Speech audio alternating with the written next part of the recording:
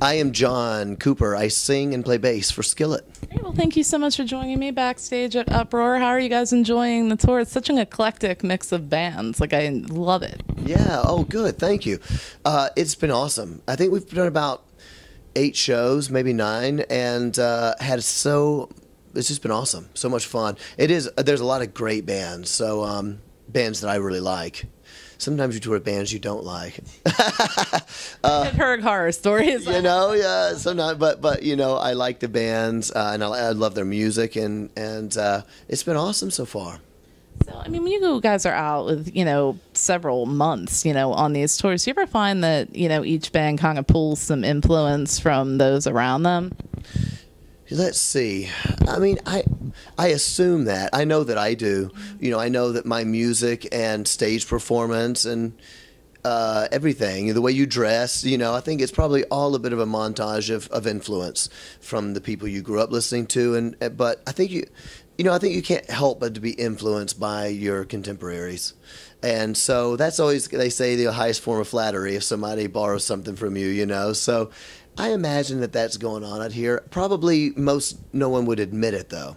You know what I mean? Yeah. But I admit it because I don't care. Yes, absolutely. Like when I toured with Papa Roach, people will tell me a lot, oh, you remind me of Jacoby, and I'm a fan, so that feels good to me. Well, yeah, I know you two are good friends, right? Yeah, we're good friends, but I was a fan before we were friends, and I have noticed, there are things about me and my show and my performance that do remind me of him a lot, and Shine Down and all the people you tour with, you take a little bit. So, I mean, being that Skillet has been together for so long, what is it like for you to be looked upon like as an influence yourselves to younger bands, even starting out? Right. We have been together for a long time. A lot of people still come to me and say, I have all your records starting from 3 years ago, No, wait, it goes back further than that. Yeah, it's been a long time, It is really cool. I think Skillet's one of those bands that we were under the radar for so long that, to be honest with you, in fact, on this tour, I've met two bands on this tour, younger bands, that I said, wow, you were really influential on our music. And it's a little surprising to me because we're not a household name. We always flew under the radar. So it's always, it's cool. It's flattering. It's awesome to know that people care, especially bands.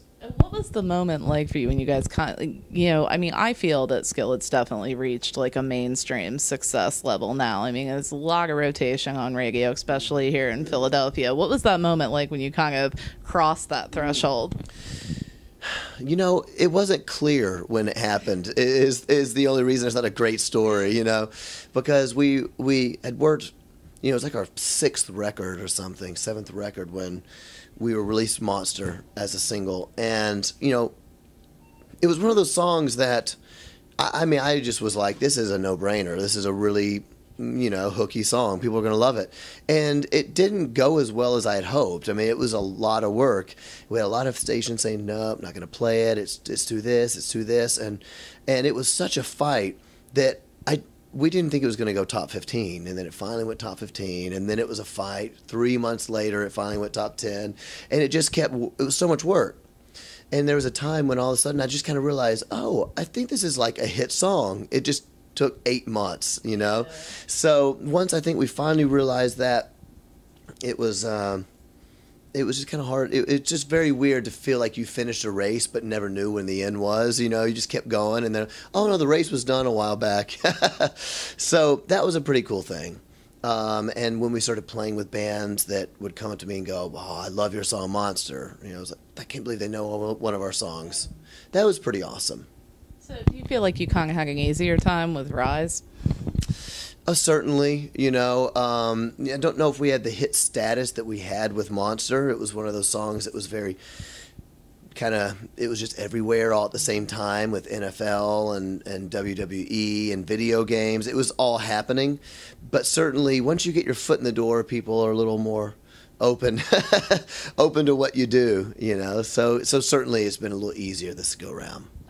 So what do you hope that people take away from your music? Because I know that a lot of your lyrics touch on, all different types of issues that we all deal with as people. So I find that there's something that almost everybody can relate to. Yeah, absolutely. Music has always made me feel good, and probably most music lovers like yourself, that's what we all say, like, makes me feel good. Ever since I was a kid, with whether you're fighting with your parents or you are in a bad mood, had a crappy day, or maybe you had a really good day and you want music, or you're on a drive or a run or whatever. So music has always made me feel great. And I've always wanted to make music that can help people. And sometimes it's dark lyrics and sometimes it's uplifting lyrics, but they're things that I believe, that I imagine that a lot of people feel. So I hope that people take that away. My kind of overarching message is always that no matter who you are, where you come from, what you're going through, what you've done, that God loves you, that you're not a failure. And if you feel like a failure, you can have a second chance. Everybody can have a second chance, no matter how much you've messed up. So that is kind of a very broad who I am. That's not necessarily in one of our songs, but that's who I am and what I try to give to the crowd.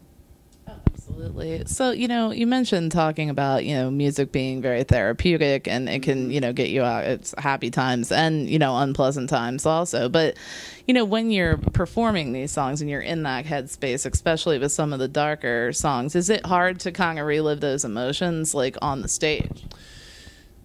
I don't find that they are.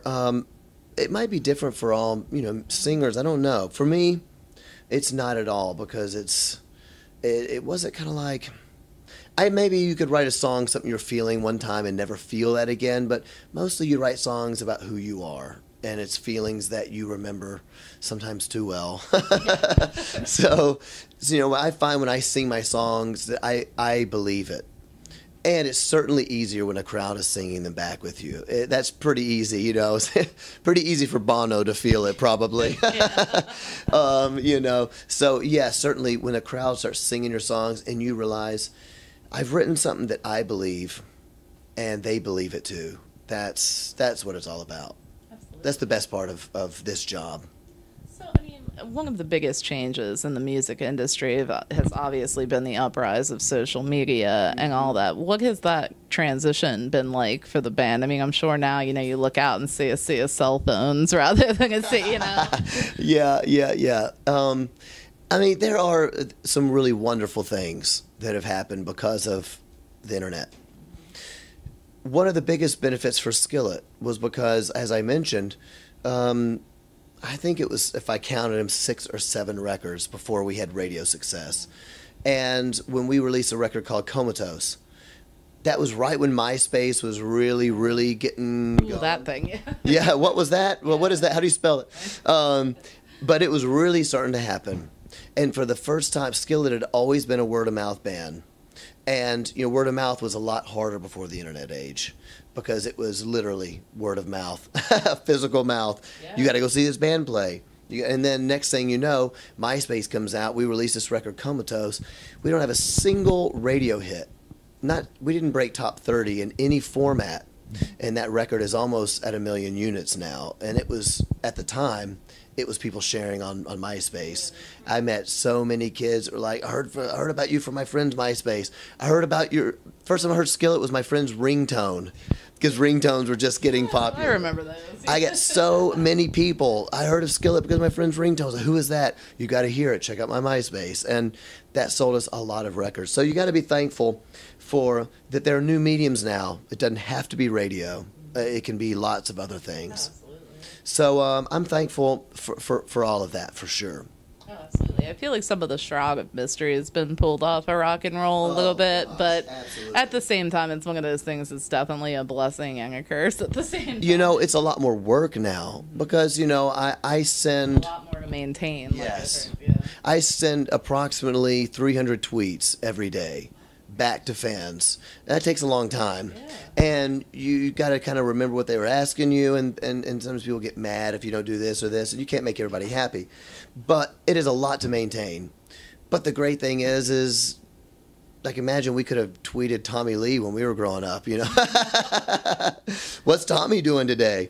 I would have probably never left my computer. I want to know what Motley Crue's up to, and let's see if Bon Jovi, does an acoustic cover with whoever. It's a pretty amazing thing. Absolutely. The instantaneous feedback is incredible too. I mean, like you can get feedback, you know, from a show, from an album, like immediately. Yes, it's a beautiful thing. You know, it's got some downsides, but it's such great ways to get your music out, and I'm just thankful I'm still doing it after 18 years. You know, it's crazy. So, what can you share with me about what the band's going to be working on, like after Uproar? You know, we're going to be recording next year. In fact, today, right before I came in here for this interview, I was demoing in the bus. Another good thing about technology, you can record in your bus now if you really want to. You know? Is it a band that can do that, or do you have to kind of take some time off the road? Well, we do take time off the road, but you can record pretty quality demos, and you don't have to book a studio, and it's pretty easy to do. So I'm writing for a new record. Biggest thing Skillet is doing directly after Uproar is that Skillet is doing a lot overseas now. So, again, something the internet did. We've never really released a record overseas, but we, a few years ago, went to Russia. I thought it was going to be the worst ever. I thought 40 people are going to come see us out of pity. And we get over there and we have this huge fan base, you know, and they've heard of it from the internet. So we're doing a lot in Europe, a lot in Russia, and we'll be touring there while we finish writing the record. Nice. Is there any tease on the direction that that's going? Oh, no, not yet. That's left to be determined from all the fighting that will ensue, I'm sure, from the label and producers. And, you know, that's the really hard thing about being successful, is that the more successful you get, the more people want to get into your business, and you have to keep pushing them out and try to make the record that you want to make, you know. So I think for me, it's like make something that I believe in, something that I'm proud of. It's going to be, you know, heavy and dark, I hope, and have fun. Of course. That's not really very much of a teaser. No, but you know what? It's keeping it true. So yeah, you know, I'm sure the fighting will happen.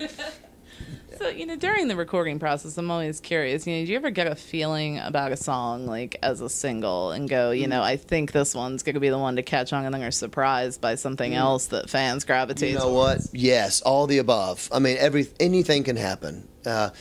Literally, when we wrote Monster, you know, we did Monster, we went in to record it, I was just like, I just kept feeling this annoyance from, you know, from the label and the powers. No, Monster's good. It's just silly. We really need a first single. And I kept going, this song is really good. I don't understand why you keep saying it's not, you know. Well, it's just kind of silly. But I kept going, this is so clearly the first single. I don't know why they're being this way. And Awake and Alive, which was also on that record, was a song that nobody wanted to record, really. They were just kind of like, it's just... is it just ordinary? Is it this? And I was like, I like this song. It's who I am. It's something I believe. I think our fans will like it. It might not be a hit, but I like it. So we recorded it, and next thing you know, the label's going, we got to release the song as a single. And I was like, you didn't even like that song. Yeah, but the fans like it. So that was a big surprise, you know, because by that point, nobody really cared, but then the fans loved it. And that became our biggest radio song on the record. So you don't really know. I think it's so hard to pinpoint, especially now. Absolutely. And you know, a lot of times it's magical. You know, you look back and you go, you know, why did that song hit? And you don't really know. It was, I don't think anybody ever expected Smells Like Teen Spirit to change the world. I mean, it was a great song, but it changed culture. It changed the way people thought. Nobody could have known that. No, I think that fans and music listeners are always hungry for something that's a little unique, a little bit different, and definitely something that makes them think, because so much of that is not there today. Yes. And my current one is Lord. I can't believe that was Song of the Year. I don't dislike it. I like it. I just don't know if I like it, change the world like it. We just had a conversation on the way over here about how that possibly won Best Rock Video at the, but then again, I don't know how I feel about MTV these days. Right. Well, everything's changed, and I'm honestly not dissing that. Good for her. And I do think it's good. It is. That's it. Yeah. But point is, you don't really know what's going to happen next. A Gautier, never expected that. Fun, didn't expect, you know. So sometimes you just get surprised. You make who you are, make music that is who you are, write what you believe, make your fans happy, and if you're lucky enough to have a hit, yay. I'll take a hit. Absolutely. Well, I want to thank you so much for taking a few minutes to speak with me. I appreciate it. Is there any comments you'd like to share with our site and your fans? Comments. I just want to say hey to the fans. Thanks so much for listening to our music for so long and supporting us. We love you, and hopefully keep putting on some good shows for you, and see you out on the road.